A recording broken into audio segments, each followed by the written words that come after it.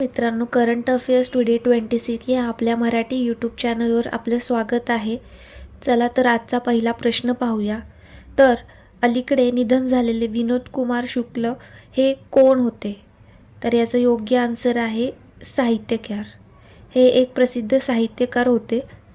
अलीकडेच निधन झालेले विनोद कुमार शुक्ल हे प्रसिद्ध हिंदी साहित्यकार होते. 2024 साली त्यांना 59वा ज्ञानपीठ पुरस्कार प्रदान करण्यात आला होता. ज्ञानपीठ पुरस्कार मिळणारे ते छत्तीसगडमधील पहिले साहित्यकार होते आणि ते ज्ञानपीठ पुरस्कार प्राप्त करणारे 12वे हिंदी साहित्यकार होते. कुठल्या राज्याचे होते तर ते छत्तीसगडचे.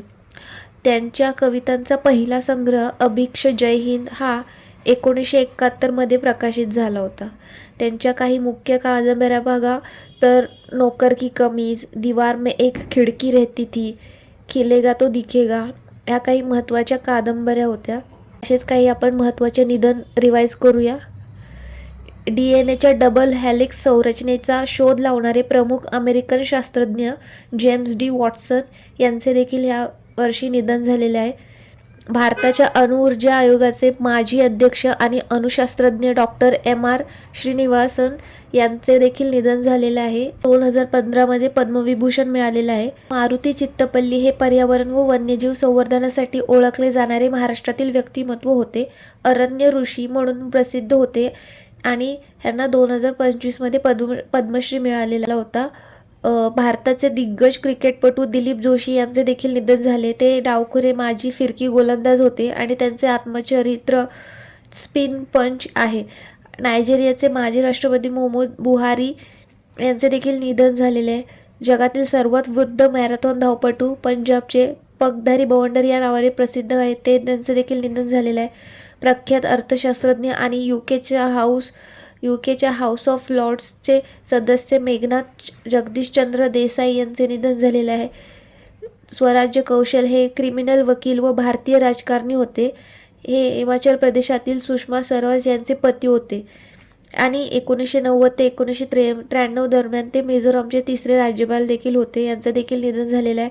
भारतीय शिल्पकार राम व्ही सुतार यांचे वयाच्या 100व्या वर्षी निधन झालेलं आहे. ते महाराष्ट्रातील होते आणि त्यांना 1999ला पद्मश्री आणि 2016ला पद्मभूषण मिळालेलं आहे. भरतनाट्यमच्या प्रसिद्ध नृत्यांगना कमला लक्ष्मीनारायण या तमिळनाडूच्या होत्या. 1968 संगीत नाटक अकादमी पुरस्कार मिळालेला आहे आणि 1970 त्यांना पद्मभूषण देखील मिळालेलं आहे. यांचं देखील निधन झालेलं आहे. तर लक्षात ठेवा, हे काही महत्त्वाचे निधन होते. पुढील प्रश्न पाहूया. भारतीय नौसेनेत समाविष्ट झालेल्या तिसऱ्या पनडुब्बीविरोधी उथळ पाण्यातील युद्धनौकेचे नाव काय आहे? तर याचं योग्य आन्सर आहे INS अंजदीप. INS अंजदीप हे anti submarine shallow water craft आहे. याचं निर्माण कोणी केलेलं आहे तर गार्डन रिच शिपबिल्डर्स कोलकाता येथे. हे जहाज तमिळनाडूतील कुट्टुपल्ली येथील L&T शिपयार्डच्या सहकार्याने तयार करण्यात आलेले आहे. या जहाजाचे नाव कर्नाटकातील किनाऱ्यावरील अंजदीप बेटावरून ठेवण्यात आलेले आहे. यामुळे भारतीय नौसेनेच्या पनडुब्बीविरुद्ध तटीय निगराणी आणि बारुदी सुरंग बिछावणी क्षमतांमध्ये वाढ होईल. अशा प्रकारची एकूण 16 जहाजे बांधली जाणार आहेत भविष्यामध्ये. तर 8 जहाजे गार्डन रिच शिपयार्ड कोलकाता तयार करणार आहे आणि 8 कोचिन शिपयार्ड लिमिटेड तयार करणार आहे. तर हे 3 जहाज हे ऑलरेडी तयार आहेत. तर कोणते INS अर्नला, INS अँड्रोथ आणि आता आपण बघितलं INS अंजदीप हे गार्डन रिच शिपयार्ड याने तयार केलेलं आहे. आणि कोचिन शिपयार्डने आत्तापर्यंत INS माहे हा तयार केलेला आहे.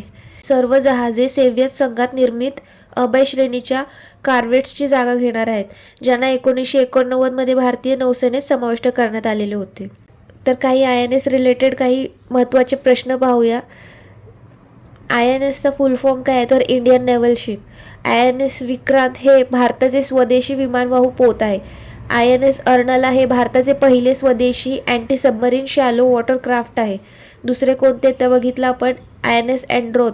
निर्माण कोणी केलं तर GRSC म्हणजेच गार्डन रिच शिपयार्ड यांनी. INS अरिहंत ही भारताची पहिली अणुपाणबुडी आहे.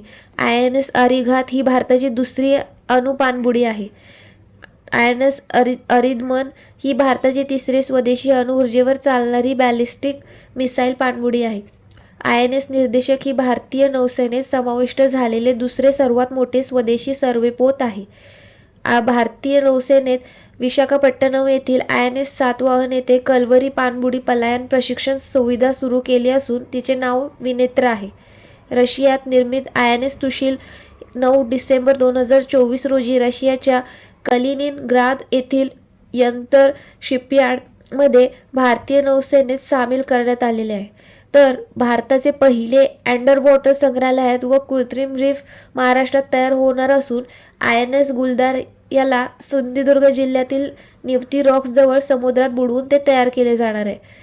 भारत सरकार अणुपाणबुडी तळ INS वर्षाची स्थापना आंध्र प्रदेशात करणार आहे. INS व्ही कौंडिन्य हे प्राचीन शिवलेल्या जहाजावर आधारित पोत भारतीय नौसेनेत समाविष्ट करण्यात आलेले आहे. तर भारतीय नौसेनेत silent hunter anti submarine warfare shallow water craft INS माहेला सामील करण्यात आले असून ते पाणबुडी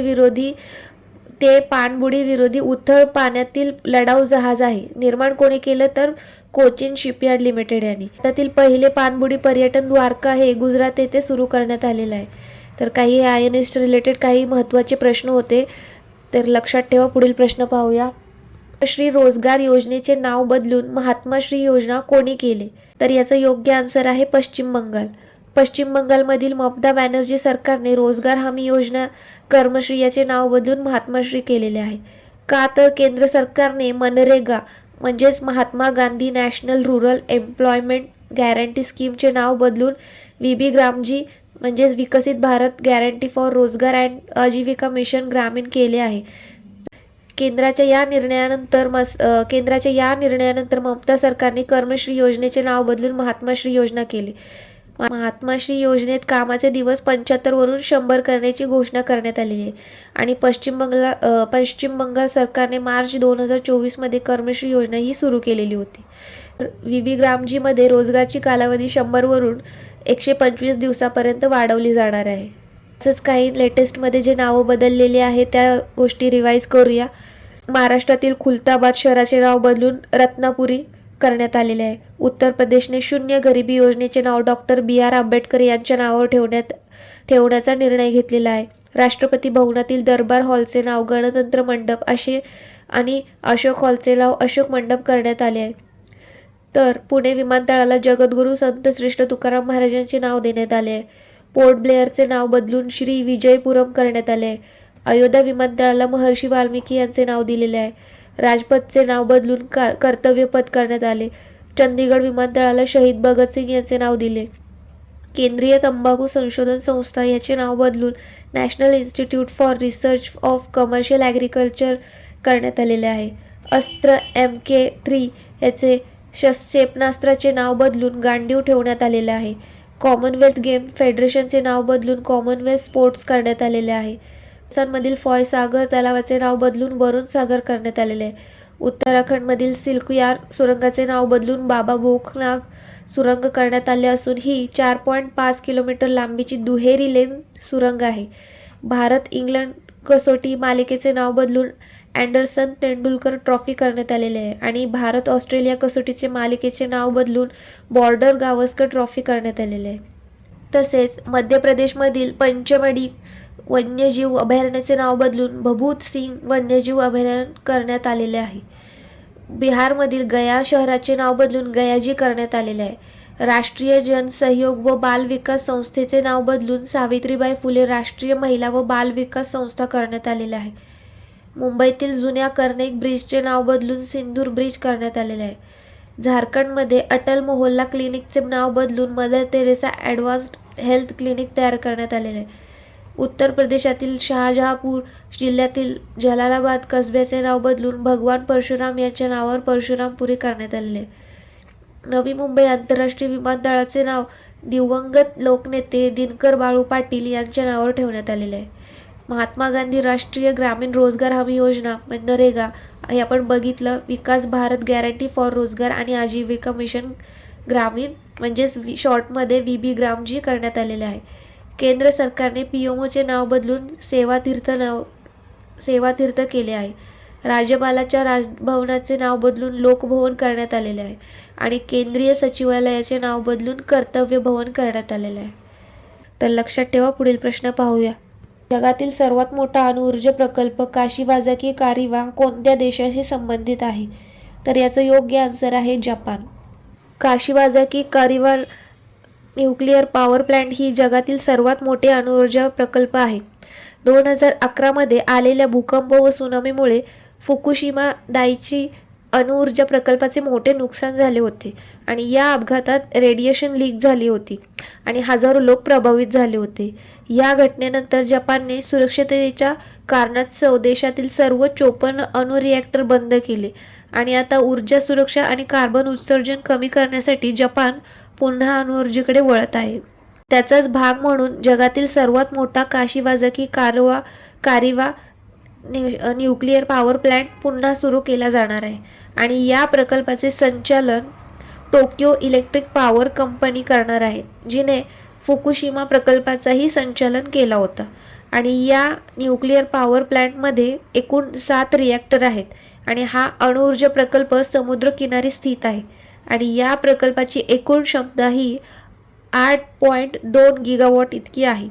ची राजधानी काय आहे? तर टोकियो. जपानचे चलन आहे येन. जपानचे पंतप्रधान आहेत साने ताकाइची आणि जपानच्या संसदेचे नाव काय आहे? तर डाएट. तर लक्षात ठेवा. पुढील प्रश्न पाहूया. राष्ट्रीय शेतकरी दिन कधी साजरा केला जातो? तर याचं योग्य आन्सर आहे 23 डिसेंबर. तर दरवर्षी 23 डिसेंबर रोजी राष्ट्रीय किसान दिवस साजरा केला जातो आणि हा दिवस भारताचे माजी 5वे पंतप्रधान चौधरी चरण सिंग यांच्या जयंतीनिमित्त साजरा केला जातो. चौधरी चरण सिंग यांनी आपल्या जीवनाचा बहुतांश काळ हा शेतकऱ्यांच्या कल्याण आणि कृषी सुधारासाठी समर्पित केला होता. त्यामुळे त्यांना किसान नेता म्हणून ओळख मिळाली. 23 डिसेंबर 1902 रोजी चौधरी चरण सिंग यांचा जन्म उत्तर प्रदेशातील हापुड जिल्ह्यात झाला होता. त्यांच्या स्मरणार्थ दिल्लीमध्ये किसान घाट नावाचे स्मारक देखील उभारण्यात आले आहे. 2024 मध्ये चौधरी चरण सिंग यांना भारतरत्न पुरस्कार प्रदान करण्यात आला आणि सध्याचे भारताचे कृषी मंत्री कोण आहेत? तर शिवराज सिंग चौहान आहेत. डिसेंबरचे डेज आपण पुन्हा रिवाईज करूया. 1 डिसेंबर जागतिक एड्स दिवस, नागालँड स्थापना दिवस, BSF स्थापना दिवस. 2 डिसेंबर राष्ट्रीय प्रदूषण नियंत्रण दिवस, आंतरराष्ट्रीय गुलामी उन्मूलन दिवस आणि जागतिक संगणक साक्षरता दिवस. 3 तारखेला आंतरराष्ट्रीय दिव्यांग दिवस. 4 तारखेला भारतीय नौदल दिवस, आंतरराष्ट्रीय चिता दिवस आणि आंतरराष्ट्रीय बँक दिवस. 5 तारखेला जागतिक मुद्रा दिवस आणि आंतरराष्ट्रीय स्वयंसेवक दिवस. 7 तारखेला सशस्त्र सेना झेंडा दिवस आणि आंतरराष्ट्रीय नागरी विमान वाहतूक दिवस. 9 तारखेला आंतरराष्ट्रीय भ्रष्टाचार विरोधी दिवस आणि 10 तारखेला जागतिक मानवाधिकार दिवस. 11 तारखेला जागतिक पर्वत दिवस. 12 तारखेला युनिव्हर्सल हेल्थ कव्हरेज दिवस. 14 तारखेला राष्ट्रीय ऊर्जा संरक्षण दिवस. 16 तारखेला विजय दिवस. 18 तारखेला आंतरराष्ट्रीय प्रवासी दिवस आणि अल्पसंख्याक अधिकार दिवस. 19 तारखेला गोवा मुक्ती दिवस. 20 तारखेला आंतरराष्ट्रीय मानव एकजुटता दिवस. 21 तारखेला जागतिक ध्यान दिवस व जागतिक बास्केटबॉल दिवस आणि 22 तारखेला राष्ट्रीय गणित दिवस. पहिला 23 तारखेचा राष्ट्रीय शेतकरी दिवस. तर हे काही महत्त्वाचे डेज आहेत, ते लक्षात ठेवा. पुढील प्रश्न पाहूया. जहाजे व बंदर सुविधांच्या संरक्षणासाठी भारत सरकार कोणती नवीन संस्था स्थापन करणार आहे? तर याचं योग्य आन्सर आहे bureau of port security. Bharat सरकारने नवीन वैधानिक मंडळ स्टॅट्युटरी बॉडी स्थापन करण्याचा निर्णय घेतलेला आहे आणि या संस्थेचे नाव ब्युरो ऑफ पोर्ट सिक्युरिटी आहे. या संस्थेचे काम जहाजे आणि बंदर सुविधांची सुरक्षा पाहणे आहे आणि ही संस्था मर्चंट शिपिंग ॲक्ट 2025च्या कलम 13 अंतर्गत स्थापन केली जाणार आहे. Bureau of port security he ministry of port shipping and waterways अंतर्गत कार्य करणार आहे आणि भारताचे पहिले स्वायत्त मॅरीटाईम शिपयार्ड आंध्र प्रदेशातील नेल्लोर जिल्ह्यात बांधले जाणार आहे. शिपिंग मंत्री सर्बानंद सोनोवाल यांनी वाराणसी येथून भारताची पहिली स्वदेशी hydrogen fuel cell vessel launch केली आहे आणि ही नौका उपक्रमांतर्गत लॉन्च करण्यात आलेली आहे. केंद्र सरकारने देशभरातील सुमारे 250 भारतीय बंदरासाठी CISFला नवीन सुरक्षा नियामक म्हणून नियुक्त केलेले आहे. तर हे लक्षात ठेवा, महत्त्वाचे पॉईंट्स आहेत. पुढील प्रश्न पाहूया. पृथ्वीच्या निचल्या कक्षेत जगातील सर्वात मोठा वाणिज्य दळणवळण उपग्रह कोणी प्रक्षेपित केला? तर याचं योग्य आन्सर आहे इस्रो. तर लोअर अर्थ ऑर्बिटमध्ये प्रक्षेपित होणारा जगातील सर्वात मोठा कमर्शियल कम्युनिकेशन उपग्रह हा ब्लूबर्ड ब्लॉक 2 आहे आणि हा उपग्रह AST स्पेस मोबाईल कंपनीचा आहे. इस्रोने 24 डिसेंबर रोजी हा उपग्रहाचे प्रशिक्षण केले आहे. प्रक्षेपण स्थळ कुठे होते? तर सतीश धवन अंतरिक्ष केंद्र, श्रीहरिकोटा, आंध्र प्रदेश येथे. आणि लॉन्चिंग व्हेकल कोणते होते? तर LV-M3 M6. LV-M3 रॉकेट हे इस्रोचे सर्वात शक्तिशाली रॉकेट आहे. तर हे लक्षात ठेवा. पुढील प्रश्न पाहूया. शेव्हलियर DL or the arts at the letters हा फ्रेंच सन्मान कोणाला मिळाला? तर याचं योग्य आन्सर आहे रवी DC. मल्याळम प्रकाशक रवी DC यांना भारत आणि फ्रान्समधील साहित्य, अनुवाद व सांस्कृतिक आदानप्रदानामध्ये योगदानासाठी फ्रान्सच्या प्रतिष्ठित सन्मान शेव्हलियर DL or the arts at the letters हा सन्मान प्रदान करण्यात आलेला आहे. रवी DC हे DC बुक्सचे MD आहेत आणि हे भारतातील एक प्रतिष्ठित प्रकाशन कंपनी आहे जी पुस्तके प्रकाशित करतात. त्यांनी अनेक फ्रेंच भाषिक लेखकांचे रचनांचे मल्याळम अनुवाद प्रकाशित केलेले आहे. हा एक प्रतिष्ठित फ्रेंच नागरी सन्मान आहे. याची स्थापना कधी झाली? तर 1957 रोजी. हा सन्मान त्यांना दिला जातो ज्यांनी फ्रान्स आणि जागतिक स्तरावर कला, साहित्य व संस्कृतीला प्रोत्साहन देण्यासाठी उल्लेखनीय योगदान केलेले असते त्यांना. तर असेच काही महत्त्वाचे पुरस्कार आपण रिवाईज करूया. Patton R Miller award Sonali Ghosh यांना मिळालेला आहे. शस्त्र रामानुजन पुरस्कार अलेक्झांडर स्मिथ यांना मिळालेला आहे. Business line change maker award DRDOला मिळाला. UNEP young champions of the earth पुरस्कार चिनली मोदी यांना मिळाला. PV नरसिंह राव स्मृती पुरस्कार हा डॉक्टर मनमोहन सिंग मरणोपरांत मिळाला. कॅमल इंटरनॅशनल अवॉर्ड 2025 हा युनुस अहमद यांना मिळाला. 43वा लोकमान्य टिळक राष्ट्रीय पुरस्कार नितीन गडकरी यांना मिळाला. ललित कला अकादमी पुरस्कार प्रेमचंद पुखरांबम यांना मिळाला. इक्वेटर पुरस्कार 2025 हा बीबी फातिमा महिला स्वयंसहायता समूह यांना मिळाला. GP बिडला मेमोरियल पुरस्कार 2025 हा डॉक्टर V नारायण यांना मिळाला. ट्रान्सलेट अवॉर्ड 2025 हा गीतांजली श्री यांना मिळाला. संयुक्त राष्ट्र जनसंख्या पुरस्कार हा वर्षा देशपांडे यांना मिळाला. तर हे काही महत्त्वाचे पुरस्कार आहेत, तर लक्षात ठेवा. पुढील प्रश्न पाहूया. फिफा अरब कप 2025 याचे विजेते कोण ठरले? तर याचं योग्य आन्सर आहे मोरोक्को. फिफा अरब कप 2025 हा 1 ते 18 डिसेंबरपर्यंत चालला. कुठे? तर कतरमध्ये. आणि जिंकणारे कोण? आणि हे कोणी जिंकले? तर मोरोक्को यांनी जिंकले. दुसऱ्यांदा टायटल मिळालेला आहे आणि ह्याने हरवलं कोणाला? तर जॉर्डन यांना. फिफा अरब कप हा अरब देशाचा आंतरराष्ट्रीय फुटबॉल स्पर्धा दर 4 वर्षांनी एकदा आयोजित होते. फुटबॉल संबंधित थोडी माहिती पाहूया. भारतातील प्रमुख टुर्नामेंट्स कोणते कोणते आहेत? तर Rovers cup, Santosh trophy, Subroto cup, Durand cup, Ashutosh cup, Merdeka cup, Nehru cup. स्थापना ही 1904 रोजी झाली. कुठे? तर ज्युरिक स्वित्झर्लंडला. आणि याचे अध्यक्ष कोण आहेत? तर ग्लानी इन्फांटिनो. आणि पहिला फिफा शांती पुरस्कार हा अमेरिकी राष्ट्रपती डोनाल्ड ट्रम्प यांना मिळालेला आहे. तर लक्षात ठेवा. पुढील प्रश्न पाहूया. Salman Khan the Sultan of Bollywood हे पुस्तक कोणी लिहिले? तर याचं योग्य आन्सर आहे मोहर बसू. तर असेच काही महत्त्वाचे पुस्तक आपण रिवाईज करूया जे आता न्यूजमध्ये होते. मास्टर अनशिल्ड D शिवानंद यांनी ready relevant and resurgent shaping a future ready force हे अनिल चौहान यांनी लिहिले. महात्मा गांधी आणि पर्यावरण TN Khoshoo. Wings of valour Swapnil Pande. Different but no less Anupam Kher. Mother Mary comes to me Arundhati Roy, the Chola tigers avengers of Somnath Amish Tripathi, operation Sindoor the untold story of India's deep strikes inside Pakistan हे lieutenant general KGS Dhillon यांनी लिहिले.